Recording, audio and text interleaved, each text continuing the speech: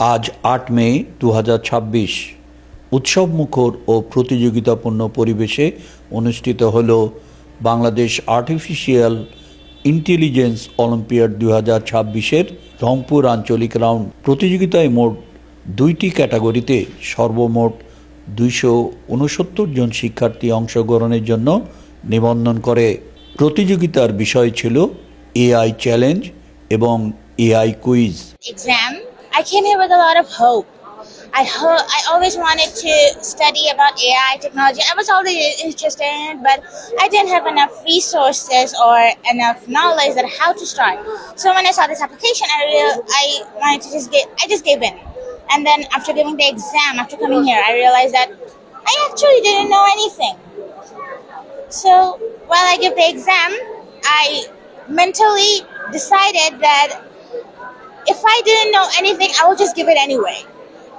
Even if I don't get into the next round, I will wait for my next opportunity and study so that if any other opportunity comes in my life in the next years, so I can take that opportunity and aim for a better future.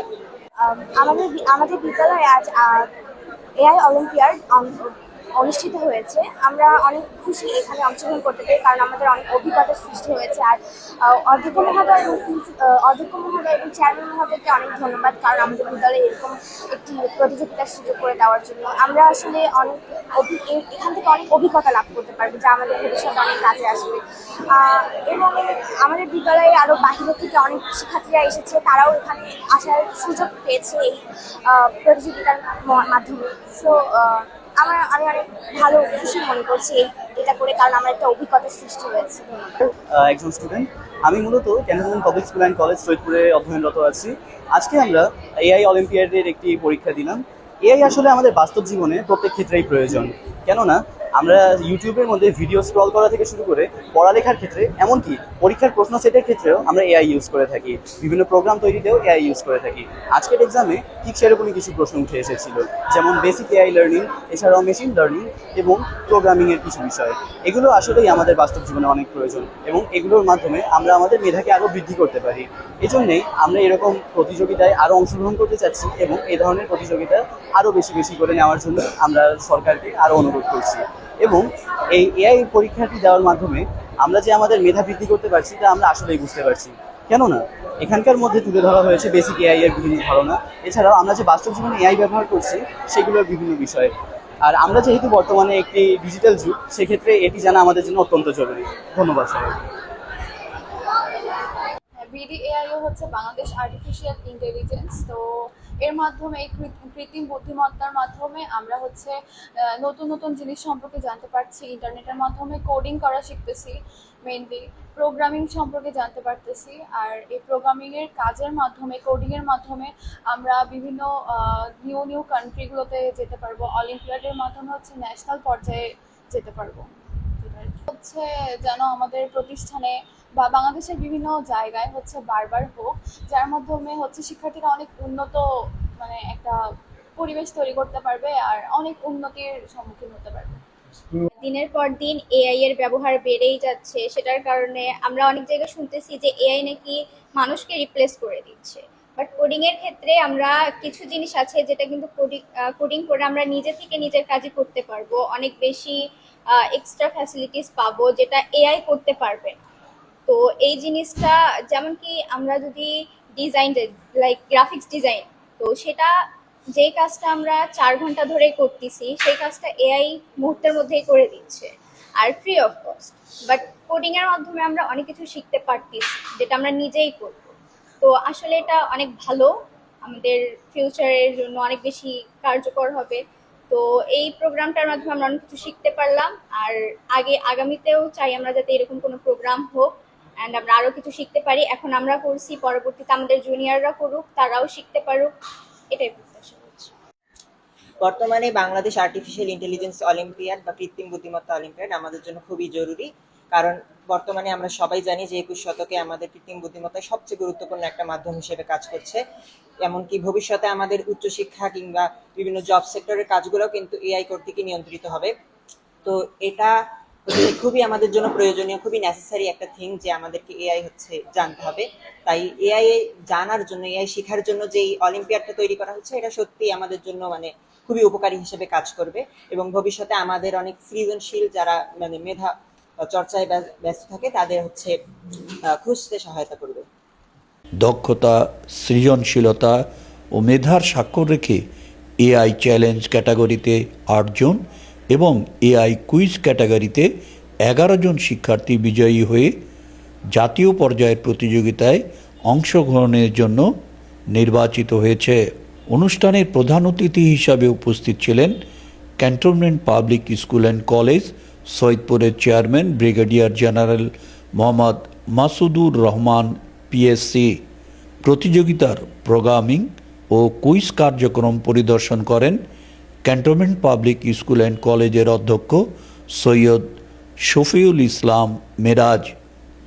উক্ত প্রতিযোগিতায় অলিম্পিয়াডের পরীক্ষা গ্রহণ, ফলাফল প্রকাশ এবং AI বিষয়ক workshop কার্যক্রম পরিচালনা করেন বাংলাদেশ এআই অলিম্পিয়াডের একাডেমিক কোঅর্ডিনেটর তাসনিম মাহফুজ নাসিফ এবং সৈকত ইসলাম।